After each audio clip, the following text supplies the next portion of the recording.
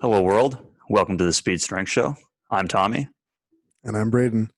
And a beanbag chair is a boneless chair. Oh, that's a good one. You like that? Well, that describes it perfectly. It does, I feel. Yeah. It has everything you need except it lacks structural integrity. That bones or anything would actually give you. Yeah, exactly. Wood is the bone of a chair, I would say. Yeah. Although some chairs are nothing but bone. Some people are nothing but bone. That's true. Very small people. Yeah. But yeah, that's it. I mean, I've never thought about a beanbag chair being a chair without bones, but that's exactly what it is. Because think about like a person, and if they just had no bones, you're just a squishy thing. Yeah, exactly. So the idea that a beanbag chair is a chair without any bones makes complete sense. Yeah. You could take it a few different places too. Like you could think about ice as being water with bones. Mm, It's the normal thing, but with more structural integrity. that's true. Does that make a water bed? Is that a bed or a mattress without bones? Because there's no springs or Mm-hmm. frame or I, structure? I mean, could be. Potentially could be. Food for thought. Not training related at all, but No, it's good to get the mind going, right? it is. Yeah, it's a good, a creative exercise. Creative thinking exercise, coming up Yeah. with bizarre analogies to get the wheels turning Hmm. before we actually talk about Yeah. I just semi think, legitimate things yeah, we're just thinking differently is all we're doing right now. outside the box. Yeah. Yeah. What have you been So, up to this week? uh, not much, just kind of, plugging away at different work and different things that we have to do. Hmm. Facilities are opening back up, so Yeah. we're we're going back to work. Yeah. Track stuff. Track stuff starting to happen. Yeah, especially outdoor, right? It's easier to be in the outdoor spaces Hmm. than indoor. So we haven't moved indoor for anything, but get everyone out at the track and be outside and Hmm. do your training there, both for the sport and from a supplemental standpoint. So kind of do everything out there. So that's been good to kind of be back. And then, you know, that's about it. Yeah. What about Yeah. you? I mean, yeah, same deal. Facilities are opening back up, so been training people. Um, third training session, third personal training session since COVID was earlier today. Um, I also trained for the first time in a long time, which was exciting. Like in a weight room? Yeah, yeah, some squats and some bench, and I am very weak. But How sore are you right now? well, it was also earlier today, so Oh, so it hasn't hit you yet. yeah. Well, that's why I'm wearing the hat because my hair's a mess because the gym was hot and sweaty because there's no fans because of COVID as well. Well, So that's true. I didn't think about yeah, the that would suck. it gets Like it's humid. a sweat box. Just Yeah, terrible. it gets humid, but it's nice that it's the summer because the door is open, so you get a little bit of a breeze, and then it just kind of the air flows a little bit, and then yeah, it's nice. It's a nice atmosphere, um, and the breeze is nice to kind of keep you cool, and it's also like you're almost outside. You're outside except there's a roof, basically. Yeah. So, which I mean, I guess that talk kind of feeds into what we're talking about today. Us already talking about facilities opening up and things like that. Training spaces and stuff like that. I mean, I guess one thing, has COVID changed the way that you like program Oh yeah, for big time, people? big time. Like I wasn't sure if there things that you started to program now for previously that were out of necessity because it's like I don't have this space or this thing available, so I'll have you 100%. do this exercise or this thing instead. Mm-hmm. And then you're like, actually, kind of like this thing. I might as well leave something like that in there. Hmm. Yeah, definitely it has. Like some people have a more expansive home gym setup. Um, so some people have like the full cable machine, and rack and bench and all that stuff, and blocks and things like that. So for them, it doesn't really change much. If you have if you have the cable machine, you can do pretty much anything you need to do. You can set your lat pull down on that. You can, if you have a box, you can figure out a way to do like quad extensions and hamstring curls and things like that. Um, but for a lot of people that didn't have anything and then got stuff just for this or borrowed equipment just for this, they're borrowing plates and a rack and a bar, and that's it, and a bench.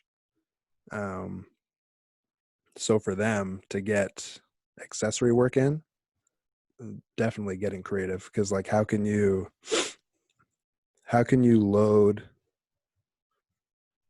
like the easiest one I guess is back stuff. So back accessories, if you're doing a bent over row, that's easy. You just need a barbell and plates. You don't want to do that with everybody, especially powerlifters. A lot of them got sensitive backs anyway, so a little bit of extra time in that hinge position is not nice. um but then that's also that's bilateral, right? So if you want to do any kind of, you would normally do a dumbbell row, single arm dumbbell row. Can't do that because nobody's going to get a full set of dumbbells. Just for one exercise. Exactly. So instead, you're doing things like a lever row, which does the same thing. The plane of pull is a little bit different, but you can load it with the plates and you can incrementally increase the weight as you get stronger. So you don't need a bunch of dumbbells. And then pull-ups is another thing that I like to program a lot, which you could theoretically, if you've got a rack that already has a pull-up bar on it, then easy. If Yeah. you don't, then you could, set it up at its highest setting and just use the bar for pull-ups. So you've got the bar going across the J hooks as high as you can get it, Mm. and then bend your knees as much as you need to. Or to get us, well, not a similar effect, but like addressing the lat at least a little bit more directly. Barbell lat pullovers was another one that I programmed a lot. Oh, interesting. Mm-hmm. Which, yeah, like it doesn't do the same thing, but it targets the lats in a different way, and in a way that most people probably don't get exposure to that often. And it, I think, mimics a lot of what you need to do in the deadlift and in the bench, from a powerlifting point of view, in a nice way. And then it's also just really fun for shoulder stability as well, which can't really get enough of that. So yeah, that was the big one, I would say. Yeah, and then it's hard to like guess at, if people, things like pec flies, you can do that with the plates, but you're either doing it with a 10 or a 25, a 35 maybe, or a 45. So you got these huge jumps in there. So that's And even just something where, holding the 45-pound plate to do a yeah, fly would be it'd be horrible. like Like awkward. depending on the plate, like you could put your finger through the hole, or some of the plastic ones that have holes around the outside. Yeah. You could kind of make that work similar to a kettlebell. But yeah, it was interesting for sure. And then with that, like you're not really programming reps, because if you say like you need to do 10 reps of pec flies, and they would normally do that with like 15, 20 pounds, they're either going to be doing like a comfortable 6 reps with 25 or a comfortable 15 with 10. So, it's, then you're giving them a range and allowing them to progress that way. So yeah, it was definitely interesting. definitely interesting. And then the more niche equipment like sleds and prowlers and things like that, you can't program that either. But not that I did a lot of that, but the space is another thing that's restricted. You got to keep that in mind too. But yeah, how about you? Did you do a lot of like? Because I know you weren't working with your athletes really anymore. Um, Yeah, we had to keep like a level, like there were rules from the university and yeah, things like that, we did and have to make sure that we were doing things remotely. Like we were yeah, allowed to work with them, but it had to be okay, remotely because we didn't want to run the risk of, going to a space or a place that we weren't supposed to be right, technically together as a team and then have something not good happen. And then hmm it's just not a overly responsible thing to do. yeah. But So you were doing like programming for them at home or for whatever kind of equipment or space they had access to. yeah, so I mean, we were able to still give them stuff to do, you know, at the track or for field events and things like that, especially once the weather cleared up. Mhm. So once May hit, I mean, our weather here is a little worse. So we had to wait till start of May, middle of May to really be able to take advantage of being outside. But you really don't have much restrictions with the sporting stuff because, once you can get outside, you can do running and jumping and, all the things that we would have done at the track in regular open space. You can do them in a grass field, you can do them wherever. So where we kind of had to get more creative is with the what's it called? Like with the weight room stuff or the Yeah. supplemental training, because now we were used to being in a weight room and having a consistent space available that we no longer had anymore. So that was the big difference for us. hmm Sorry, just 1 second. I don't know if you want to stop recording for this or not. My cat was in the room and now decided he wants to get out. So yeah, what different stuff were you doing to make up for the lack of weight room then? Well, I mean, we had to make it work with no equipment for the most part. Mm, So I think the interesting thing that I took away from all this is that it really forced me to go back to, I guess, what you could call the underlying principle or the underlying mechanic behind the different training adaptations, mhm. right? So, it's really easy to, achieve hypertrophy or max strength or whatever quality you might be looking at, when you have the weight room at your disposal. Because there's so many different things you can do. You have so much variability with the equipment and whatever. But one of the things that at least I did myself with the training that we were prescribing was you had to start thinking about, like I said, the underlying mechanic behind that. So what makes hypertrophy actually happen, right? Because it's not lifting weights in the weight room necessarily. That's a method we can use. But the underlying mechanic is that the muscle needs to be at or near failure from some sort of resistive exercises. So in that regard, it made me think, okay, if we need to achieve hypertrophy, I just need to make sure I use some form of resistance to bring that person and their muscles to failure or close to failure. So, I mean, it gets a little bit ugly because now instead of, let's go do 10 reps of bench press and make sure it's heavy enough that you barely get the last rep.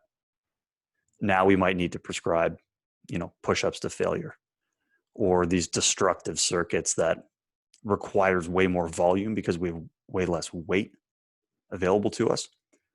But looking at the underlying mechanic allowed for a lot more flexibility in terms of what we programmed. And one of the other things was trying to keep up the max strength, right? Because it's interesting with track because you get so much out of the sport, right? When we go to the track or we go to a field and we do sprinting and we do hopping and jumping and bounding and all these other things, there's, a plyometric response, there's a rate of force development response. We get a lot of qualities from training on the track. One of the biggest things we can accomplish on the track is the max strength. And oftentimes that's because of the absence of load. And so the weight room makes it really easy to accomplish that. But if we start peeling back some of the layers on max strength, Well, what is max strength?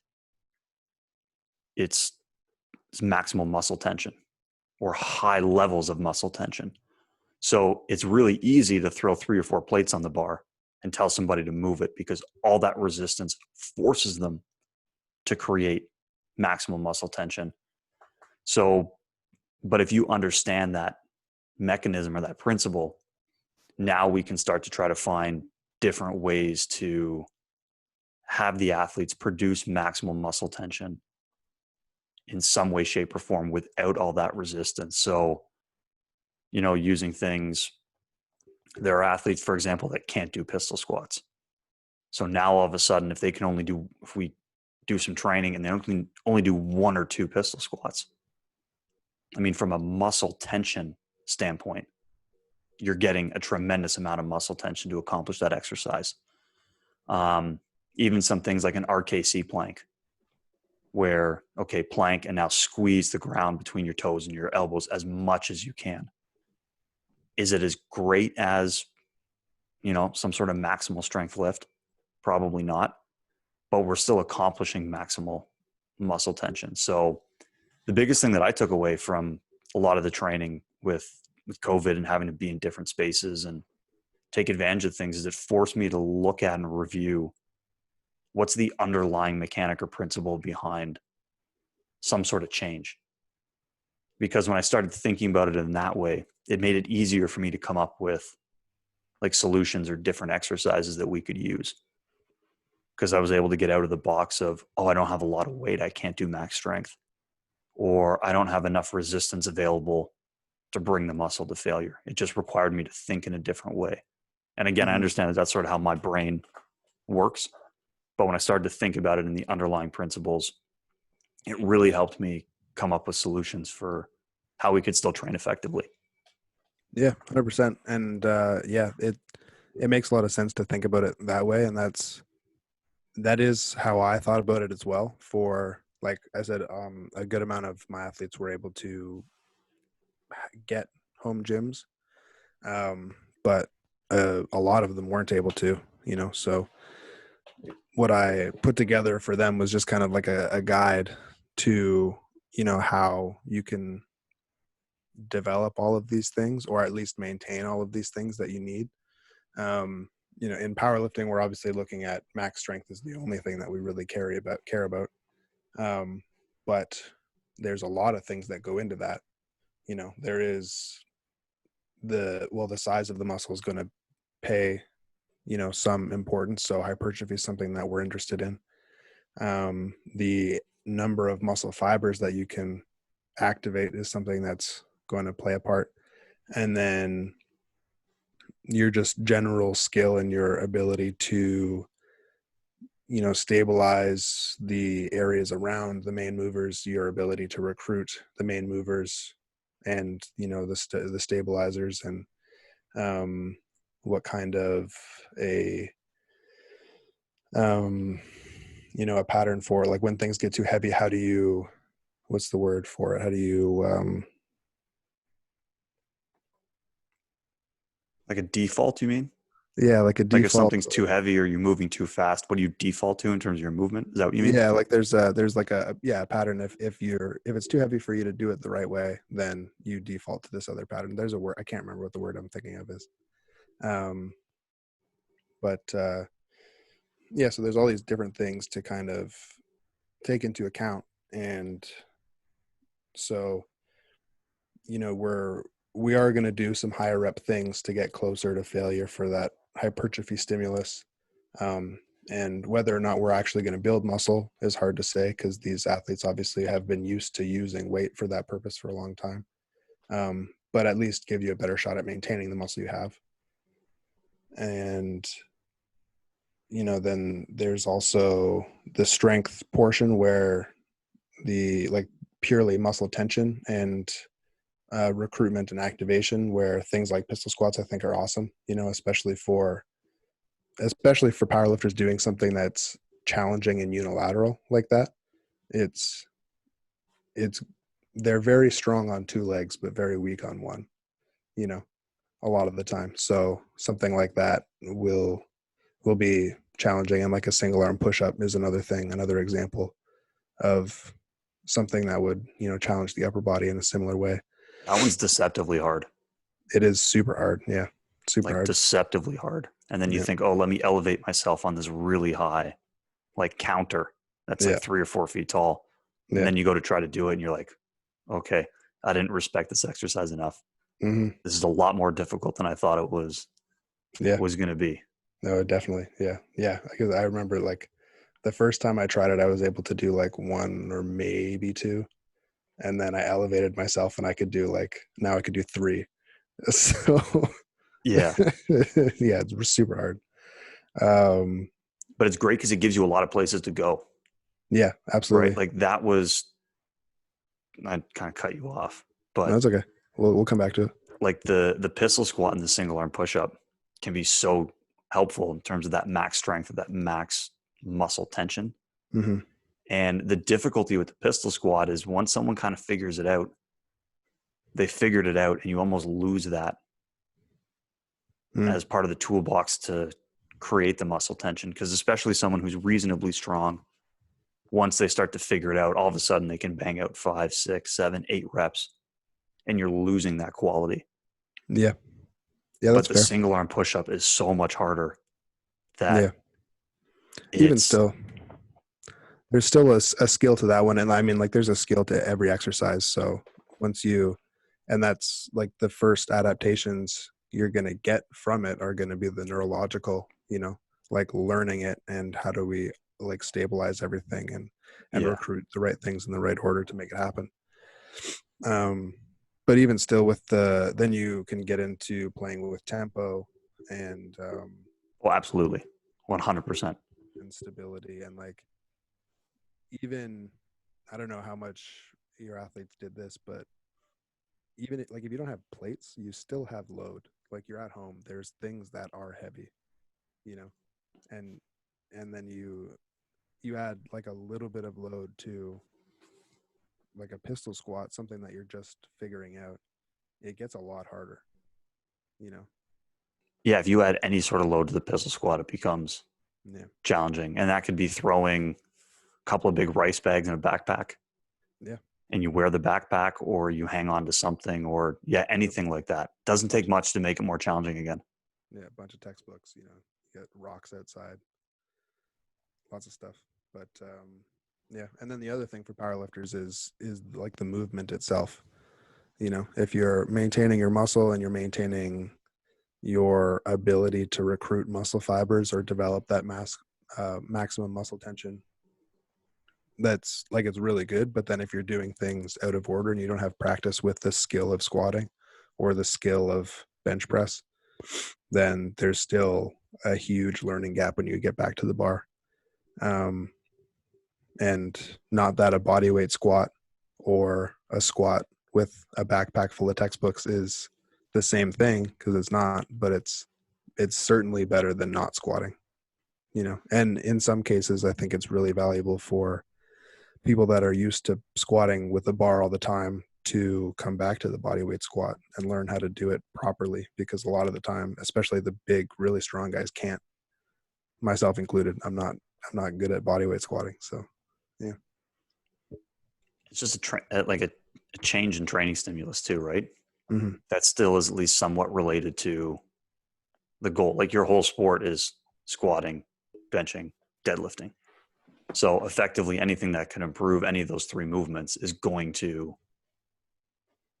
give a positive effect on the athlete, Yep. hopefully, right? Especially if it transfers well.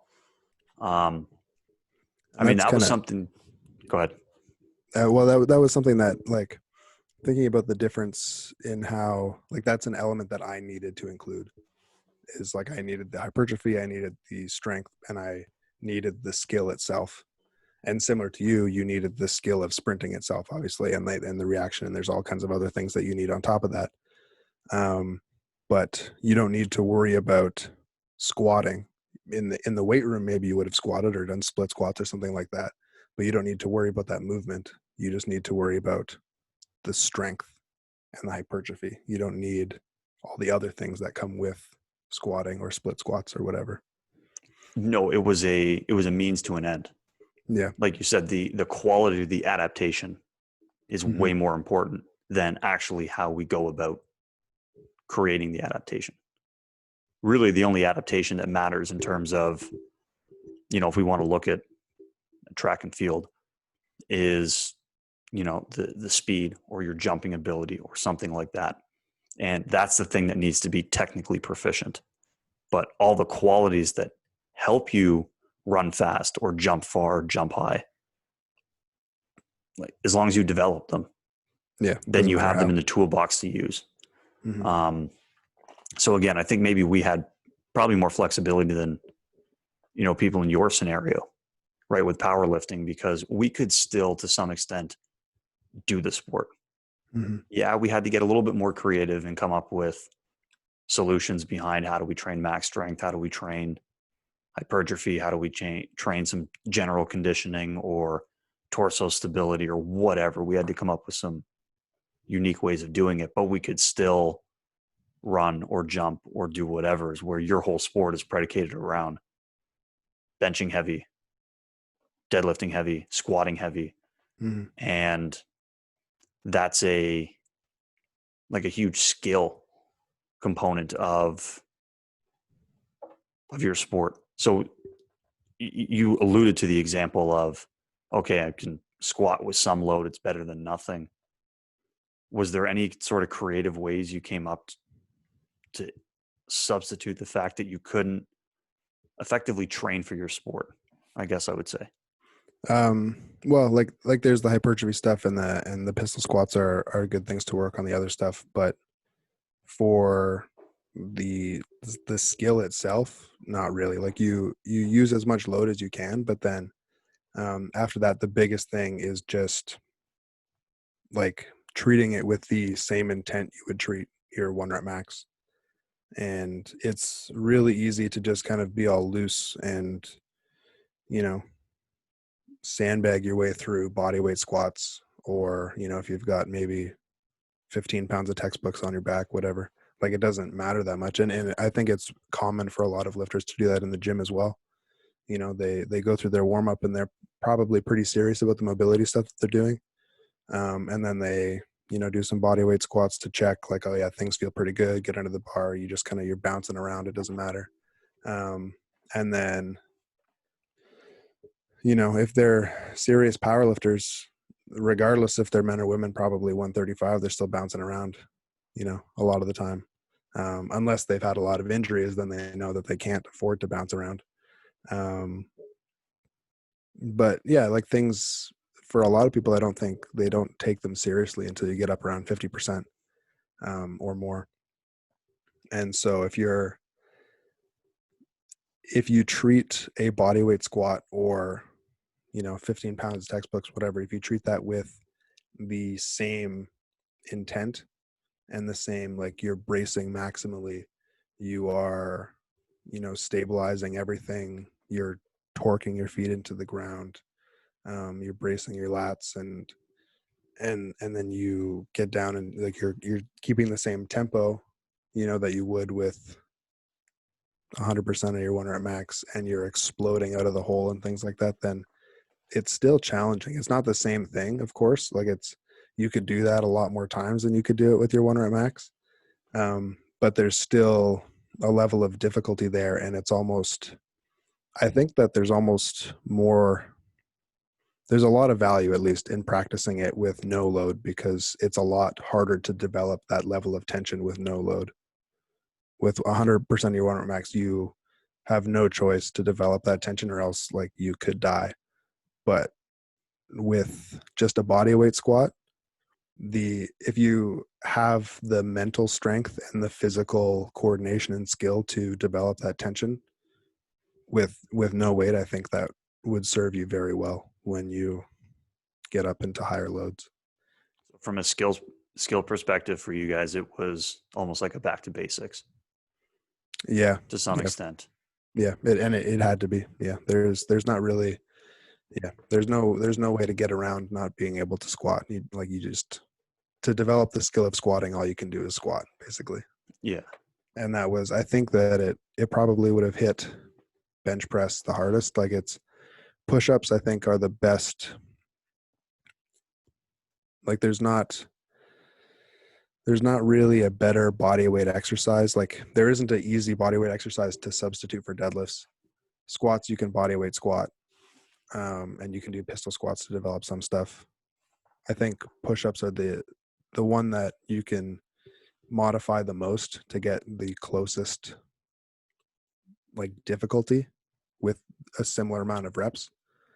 Um, but it's like a body weight hinge and a body weight squat are closer to a deadlift or a squat than a push-up is to a bench press, I would say, just with the angles that you're pushing from and the range of motion and things like that. Yeah, so the transfer effect isn't as high. Yeah, So I would the say so. so the skill of, okay, look at all the tension I'm creating, look at the good positions I'm in a push up isn't going to translate as well over to bench, which makes sense compared to, doing a body weight squat where you have a Yeah. lot of tension or you're creating that tension Mm-hmm. compared to a barbell squat. Because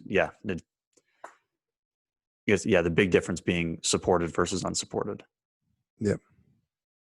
But I mean, were there things that you guys learned through that? Like, did you have athletes saying like, oh, this was good that we came back to the basics, I'd forgotten about this or forgot about that or didn't respect this element of it, where now all of a sudden, maybe in the long term moving forward, maybe people are a little bit weaker right now because they haven't been benching or deadlifting, but is there something perhaps that they've learned as a result of this where it's like, yeah, I'm not going to forget about this now, I can carry that into my training moving forward to make a better Um, long term? yeah, I mean it's hard to say on a large scheme because like most people aren't back to training fully yet, or this is their first week back and they, we haven't talked about it yet. Um, that is something that I think there would be a lot of value in having that conversation. Um, but there were some people that were like, oh, it it did really help to focus on the body weight squat, and those people felt, we had that conversation a while ago, but they felt at the time that when they were able to get back under the bar, that it would serve them well to have that level of control and stability and mobility as well. Um, so yeah, I mean, we haven't had that conversation with most people yet. Um, but yeah, and actually that leads into something else that I wanted to talk about, which I think will further lead into a more general discussion about training spaces. Was in this time specifically, and a big part of it was quarantine in general, I think. But I do also think a large part of it was based on the training spaces itself, was motivation. Um, and I don't know how much you dealt with that. Like if you're dealing with track people, they can still do their sport to an extent. Track people, especially field people. I mean, if you have the equipment, the It's jumpers tougher are to get the probably, equipment places, but yeah, the jumpers are probably the ones that are the most limited, I would guess. Um, well, the pit, but you can't move the pit, you can't move the but pit, and you like the like high jumpers and people. I don't know if you do any people with pole vault and yeah, pole like all the vault. Yeah, mats and thing. Yeah, they're a disaster to move. yeah. But like sprinters and like longer distance runners, you can do the same stuff, and it's just the other stuff that you have to focus on. But I know for me being at home, like a little bit of weights, I think I could set up a bar to like 135 maybe. Um, and it's just hard to get the motivation to, go down to the basement and clean the bar up and then overhead press it over my head to put it on my back and then do 10 reps. And it's like a little bit of a burn, but it's actually not that hard, you know, and it's just to get that motivation is tough. And I think that there were a number of people that found that as well. People with a home gym, I think they had a lot of an easier time, but it was still a different experience. But when you don't see the progress, or you can't see yourself maintaining your technique or maintaining your muscle mass, really, it's hard to measure that. And if anything, it might be kind of discouraging to measure that. So I think that was a big thing as well, to even stick to the plan of how do we maintain as best we can, you know. Yeah, and like you said, the training space provides such a level of motivation that being at home doesn't, or Yeah. the encouragement of other people, or even if it's, hey, I work my job 9 to 5, and once I'm done work, I go to the gym to train, then you're taken out of your routine entirely. So then it's, well, do I train in the morning? Do I train here? Do I have the means to train? I mean, I think everyone handled that a little differently, Yeah, definitely. right? Like some people that we had did a really, really good job of finding ways to motivate themselves and making the most of not having like an ideal situation from a training standpoint.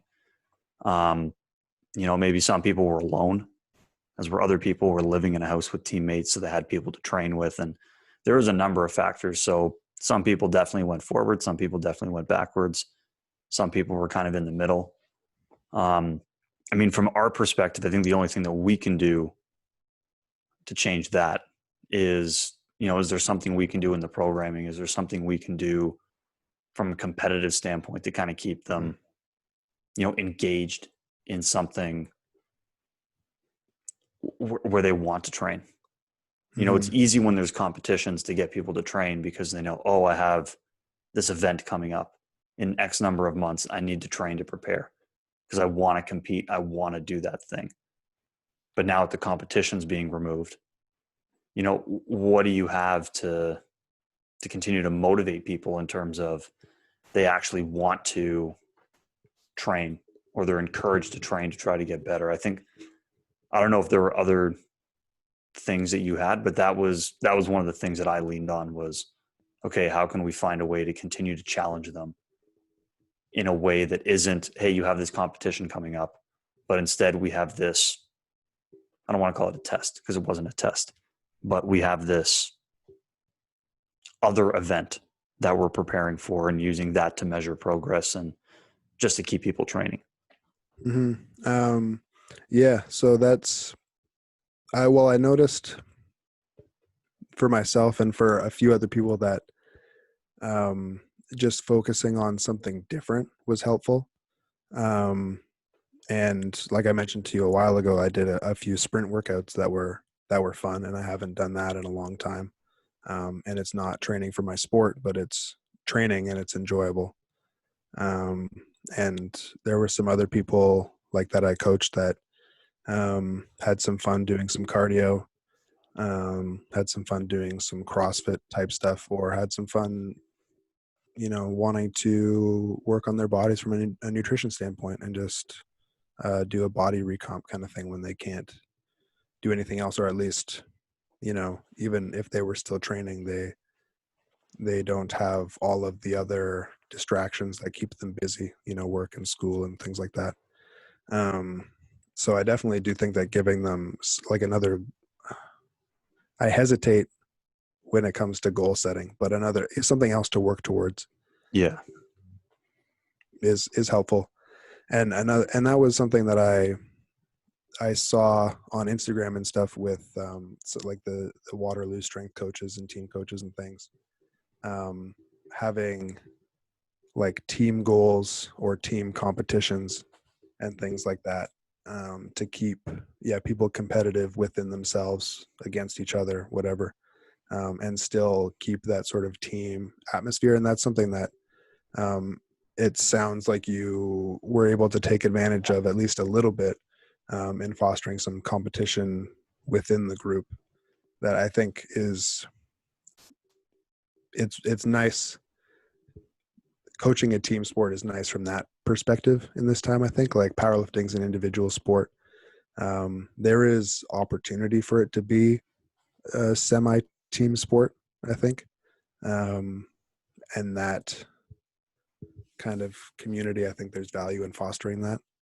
Um, but I think it's a little bit harder, especially with such a wide range of people, from like men and women, and then, um, weight classes go from like 47 kilo all the way up to 84 plus kilo is the highest for women, and 59 or 53 if you're a junior for men, 43 if you're a junior for women, all the way up to 120 plus and stuff. So there's especially if you're talking about at home stuff, it's, I think, hard and unfair even to foster competition between, a 59 kilo man in terms of like body weight exercises. Yeah, and a dude who's 100 kilos, Yeah, exactly. Like it's completely different. exactly. So it's hard to foster that. And then, yeah, so that's something that was a little bit more challenging, I think, to combat. But yeah, it's one thing that I kind of thought about or equated it to with the COVID situation or having to use alternate training spaces or anything like that is it was similar to kind of coming back from injury, Mm. right? In the sense that it's a little bit of a reset, it's a bit of a rebuild. You have the chance to address some things that maybe you don't normally address. But, we always talk about, trying to come back better from an injury and using it to kind of catapult ourselves forward and be better than we were before. And I think sort of the same things, when you get injured seriously, you learn a couple of things and you don't make that mistake again. And it betters your training moving forward. I think I've sort of taken the same thing away from this from a coaching perspective is that, again, going back to the basics and looking at things from a principles or a mechanism standpoint has made me more versatile in terms of what I can do from a coaching perspective. So now I think it opens up the opportunity to, oh, hey, when we're at the track, we can do this as some supplemental training, or when we're on a field doing whatever work, we can do this as supplemental training. Because normally we wouldn't have thought about it. But then, with the COVID situation, we were forced to come up with ways to do things without a weight room. So Mm-hmm. then now I'm seeing the field space at home, community parks, all these other places as maybe places that can be just as effective as the weight room in terms of training if we think about it in a new light. So that was one of the things that kind of stuck out for me was that it's a little bit like coming back from injury. Yeah, I agree Find new with. ways to be better. Yeah, I agree with that idea for sure. And yeah, like it's definitely an opportunity to work on things that you wouldn't otherwise choose to work on. Um, so yeah, even from a powerlifting perspective, like it's hard to squat, bench, deadlift without any weight, but it's really easy to do a lot of core stuff without any weight. And that's something that, a lot of powerlifters could stand to do a lot more of. Um, and mobility is another thing. You can spend a lot more time on mobility without the same stresses, making you tight in the same ways all the time. Um, and nutrition is another one. Sleep habits are another one. Mindset habits are another one. So many things that contribute to success in the weight room and on the platform and on the track and all those things that in a busy day you don't have time or you don't want to take the time to work on all those things, but now you have the time, potentially the motivation, and sometimes you're almost kind of backed into a corner. I imagine that the quarantine, especially in the early stages when everything was shut down, especially for people that aren't huge fans of their living arrangement or weren't living with anybody, it's hard, not to be able to see people and not to be able to go out and do your normal stuff, or even the normal things that disrupt your routine that kind of add a little spicy variation. You can't do those either, and then all of a sudden you feel like you're in this rut. So especially the mindset, I think people were forced to confront some unhealthy habitual thought patterns and really you know, grow from it or not. Yeah, I mean that's again, it's another example of, are we finding a way to come back better? Are we finding a way to Hmm. not necessarily hit the reset button as if things were wrong, but it, like you said, an opportunity to kind of look at things in a new light Yeah. and then And go, just, okay, I can make a change here. I can make a change there because I'm not focused on maybe doing this other thing that I normally would be focused on at this time. I can hmm give some time and attention to maybe the things I've neglected or things I don't want to do, things that I, you know, know are good for me, but I don't want to do my torso work, or I don't want to do, whatever, hmm whatever it is that maybe people don't enjoy hmm doing. So I think, yeah, that's another element of, I guess, really the endless number of things that we could have focused on with the athletes or the people we work with to help them improve Yep. something in this time rather than just saying we can't train, we can't get better. Right. Yep. Yep. There's a lot of opportunity.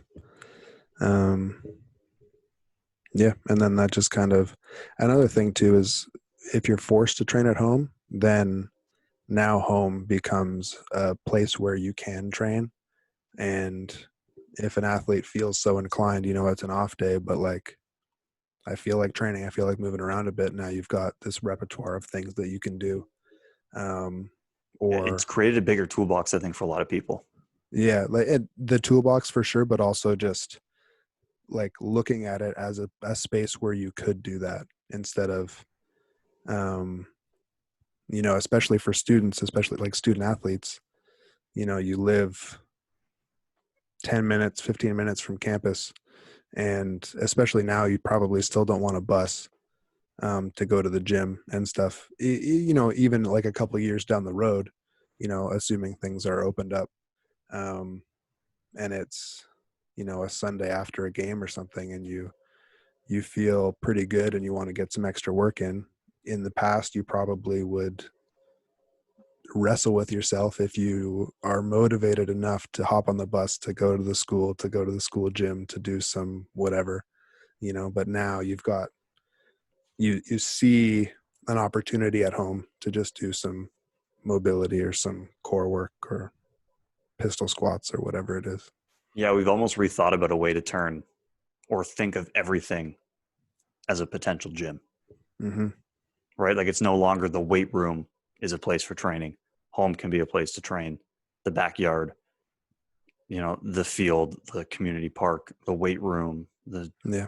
and I'm sure there's people that have trained in other spaces and used other creative means to come up with There was a day training. I did 100 pull-ups on a tree. There you go. So yeah, like your backyard, all of a sudden you're like, oh, I got this tree, I can do this thing. So Yeah.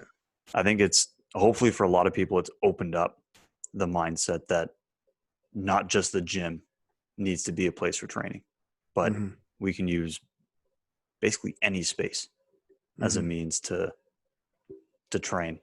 Mm-hmm. Um, I think just because we get locked into, again, such a traditional, like, oh, it's a weight room, squat racks, plates, bars, benches.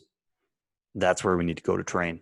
But kind of get creative with it, see the value in other spaces and other places that we can train. Mm-hmm. Did you go back and all and look at anything that we did at Waterloo? What do you mean? Like any of the training programs? Because I know I definitely, one of the first things I did when quarantine hit is I went back and looked at a whole bunch of the programming we did because we were in, for the most part, like what I would describe as a unique training space. Oh yeah. Like it was I mean, unorthodox in that that's true. regard. It wasn't a space filled with squat racks and bars. Yeah, most of the time, yeah. It was, I did not look at that stuff. I mean, we still, even when we were upstairs, we still did, at least what I'm remembering, as a fair amount of weighted stuff. yeah, like we Um, still had weight, but it was so unorthodox. But it was like we only had the kettlebells or the mhm, plates to put on the sled or something like that. So we had to get, I guess we could describe it as semi-creative, not as mhm, creative as we probably had to get now because we have potentially nothing available. yeah. But we still couldn't write a completely traditional program Hmm. being in that space. You couldn't bench press up there. Right. Um, so there was definitely some unique things, for example, that we did. So I just was curious if you maybe went back and looked, because that was something I did to Yeah. go, What? oh, were we thinking of something kind of creative or different? And Right. can I use that now? Did you pull anything? I didn't look back at anything. I would have done some similar stuff, I imagine, but yeah, what did you pull anything from that? Well, ended up pulling a lot of some of the like the unique kettlebell loading variations we did. Mm-hmm. Right. So remember when we took advantage of the staircases because we were up on the third floor Mm. and you do Oh like yeah, carries up and down the stairs. yeah, that was cool. Then I was like, oh, okay, we can have people, fill a pail of whatever, or some people had kettlebells and things like that. So it was like, don't just do the carry, like do the carry up the stairs Mm-hmm. and make it more challenging, have a different dimension, a different element. Yeah, that's nice too Um, because it a lot of people training at home, then especially in like a student apartment type situation, they don't have the space is a big limiting factor. yeah. So that's nice. That's cool. And then the other stuff was just some of the variety from the body weight stuff that we did, where it was like, Hmm. oh, I forgot about that exercise, or I forgot about this, or Hmm. that's a way that we could train this quality or do that. But I mean, like I said, there was definitely some things I went back and looked at, and it was like, oh, okay, we had a reasonable idea with that exercise. I'm going to use it now. Hmm. So because that was sort of the first place my brain went as soon as we got shut down and things were Hmm. closing, and people are like, we don't have barbells, we don't have plates, we can't do squat and bench. How are we going to train? And the first thing I thought of was we couldn't do almost any of that stuff Hmm.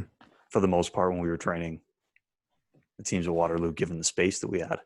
Hmm. And so that's what led me to, okay, let's go back and take a look at what we programmed Hmm. to kind of draw some inspiration from.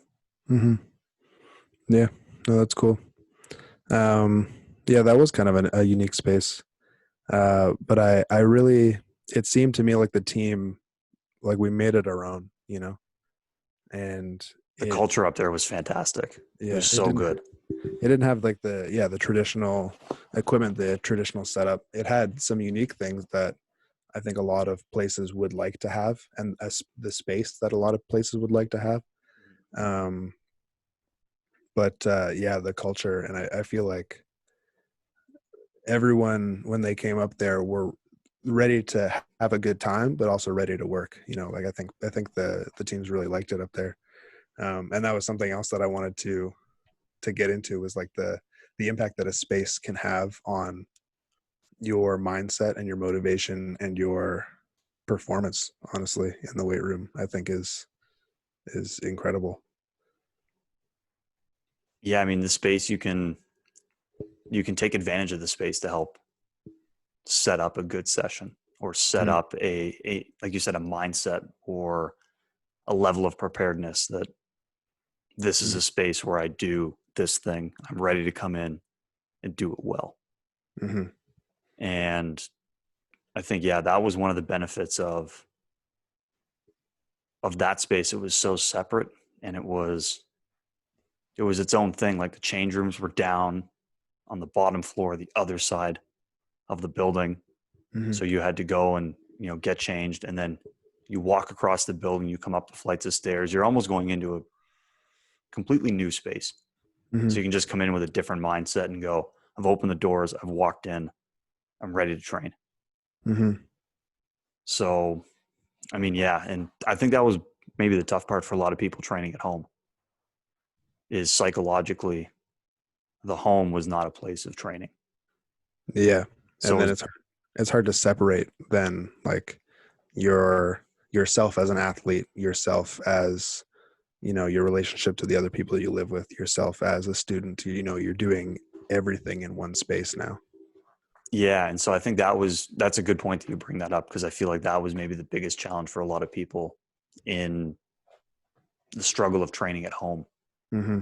was, yeah, separating that this is normally a place of, casual activity and just hanging out, relaxing, being yourself. arguably, I guess the safest space that you have is the place that you live. Hmm. And now trying to reframe that mindset for, an hour. I need to change this into the place where, you know, Hmm. I go to town and take care of business in terms of training. Yeah. Yeah. Which is, I mean, it's hard to do. Like I know, um, for myself, walking into a weight room, it has an impact on me for sure. Especially walking in for the first time, and you can see how it's set up and the equipment, and like how much people care about the space, how the people that are currently training in the space care about what they're doing, um, and the setup, and like yeah, it all has a really profound impact, I think, on your attitude towards that session and your motivations to do what you're trying to do that day. um I know for myself, if I go to a different gym and train with friends that I don't normally train with, I always have a great session because it's always such a great atmosphere and everyone is trying to get better and everyone has exciting things to do that day and everyone's really excited to execute and get the work, like to get better. Yeah. They care, and everyone cares about each other too, and they're all hyping each other up. um and yeah, I have like some of my best training sessions there. Just yeah, things that you think are going to be hard, you just destroy them because you have all this positive energy flowing with you. um and then there's there's another gym. um I'm not going to say, I actually don't even think I could remember the gym's name, but there was a couple of powerlifting meets that I've been to hosted by a particular gym. I do remember that gym's name, won't say it. They have been very, very poorly run meets, specifically, in my opinion, because of the space. Um, and then there was this second meet that they hosted that I went to. There was this martial arts studio in the front, which is where the meet ran. Like the judges sat, the platform was, the audience sat, all that stuff. And then immediately behind it was this little gym, which was the warm up room. And it was so cramped. There was two racks. Neither of them were, one of them was adjustable, which you need adjustable racks for a powerlifting meet because everyone's different heights. Um, and yeah, so that the one adjustable rack was nice. The other one was not adjustable. Um, and it was just so cramped and surrounded by, like, you're boxed in all the time, and when you're walking through a crowd and you're like, excuse me, sorry, and you're like just kind of like snaking your way through and Just just like trying to make your way from sliding. point A to point B. Yeah, and that's literally what it was the entire time. Like you're either like within any direction, one step is going to knock you into a person or into a machine or a rack or what. Like it was so cramped. It's like being in a nightclub. Just Yeah, everywhere literally. you navigate is just It was. people, bodies. Yeah. And people, like, whether they were lifting on the platform or they're warming up or they haven't started yet or whatever, like people were like waiting outside because there was no room. And that's obviously a little bit more of an extreme situation because it's a busier than normal time, I would imagine, for that gym. Um, but I honestly can't imagine training there regularly because, like, no matter what movement I'm doing, I'm afraid I'm going to hit something with my elbow. You know, it's so, yeah, I can't imagine like training in a space like that would be so demotivating, especially when you compare it to the potential.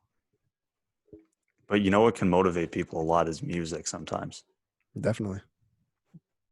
What did you listen to today to get you fired up for that first time back under the bar? Today Or I were was you even listening to music? I listened to like when I was just warming up and stuff, I was listening to some like YouTube videos, some like book reviews and things like that. Oh, But when I wow. was, yeah, I mean, I read a lot of fantasies, and I don't like reading bad fantasy, so I want to know what's good. So I listen to book reviews and listen to Interesting. authors and stuff. Um, Yeah, I'm not opposed for like a lighter session, or like warm up and stuff to listen to like a podcast or listen to Like like the Speed Strength show? some. I mean, yeah, I could listen to the Speed Strength show. No, not you, but I mean in general. Yeah, People out there should know you could listen to the Speed Strength show potentially as yeah, a warm up tune. yeah. Maybe you'll get some good advice to incorporate intra workout. Um, yeah, so something more chill, like warming up is nice sometimes, but when it's time to go, you know, like it needs to get a little bit heavier. And today I was listening to some rap, Ice Cube mostly today. A little Classic. bit of a little bit of Eminem, um, a little bit of Cardi B too. I like Cardi B. Um, It's an interesting trio you got there. it is interesting, I suppose. Yeah, I don't know if I imagine you know because you know a lot more about music than I do. Ice Cube released an album in 2018 or 2017 or something, which I found that like 8 months ago or something, but I didn't realize he was still making music, and it is very good. I might have to give it. I didn't know he made a new album, Yeah, but I really like it. Everything's Corrupt is what it's called, okay, I'll have to look it up then. and it's really good. And there's definitely some political stuff in there too. Um, It but gets you yes, fired up in all kinds of ways.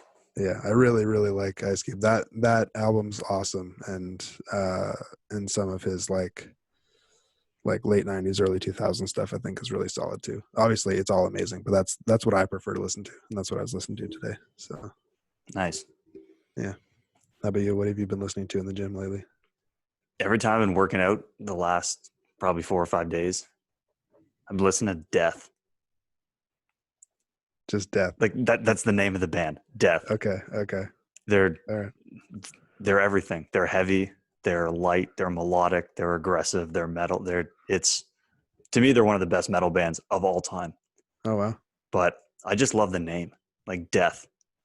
Like Yeah. how confident do you have to be that you're going to go on to be a legendary band in the metal scene to call yourself Death?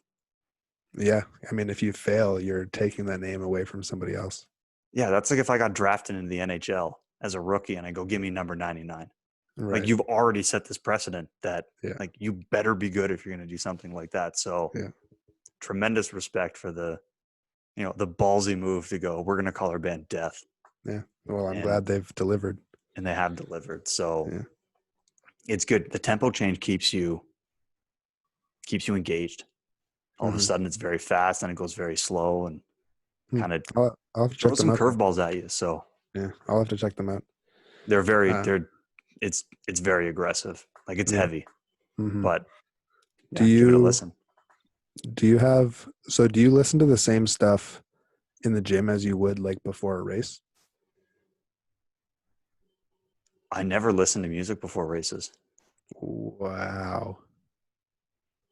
That's crazy to me. I was always like hood up, I know. I've like seen you just race. I know yeah, that. just like hood up, not listen to anything, focused on what I'm doing, and then Wow. kind of get out there and you have no idea what's going on in your surroundings. Like there's music playing at the meets, there's things going on. You have no idea what's happening. You're just focused on what you're doing. So Yeah. I mean, I would say the same thing at a powerlifting meet. Like I mean, I do listen to music in between lifts and like when I'm warming up and stuff. Um, and now like it used to be pretty quiet, but now there's music playing usually. And there's an announcer and there's like the judges in the crowd and everything. But yeah, when I'm on the platform, it's me and it's the bar and it's the head judge. It's all I care about. yeah, but yeah, I never listen to music warming That's up. interesting. That's So, and I interesting. didn't like the feeling of having to worry about like a phone or device and headphones. And Yeah, I guess if you're moving around. I wanted to be free to kind of move around and do what I need to do. And so, yeah, as much as I love music and I always work out to music and I work to music and I have it playing all the time, that's one of the few cases where just turn it off Yeah. and be focused. So, Yeah, that's cool. but yeah, now we have some new things to listen to. Yeah. Maybe Yeah. depends if we like it or not. Well, give it a try. give it a try. Something to it a something try. to sample. Yeah, that's nice. I do like metal. I like that they have the variation because I don't like a lot of screaming. I like to hear the words. You can listen. You can decide for yourself what it is. Okay. That's how I'll describe it. All right. All right. No spoilers. No spoilers. That's right. Yeah. Keep you surprised. Sounds good. So, guess that wraps up the official episode numero uno. Yeah, the 1th episode of The the 1th. Speed Strength Show. Yeah. That's right. The 1th episode of the Speed Strength Show. And then we'll be back next week with another show on Talking a about something else. surprise topic. We'll leave that as Yeah. a surprise too for people. Yeah, no spoilers. No You'll have spoilers to allowed. tune in and find out. That's right. Keep people honest. Yeah. All right. All right. I'm Braden. I'm Tommy. Peace. See you, world.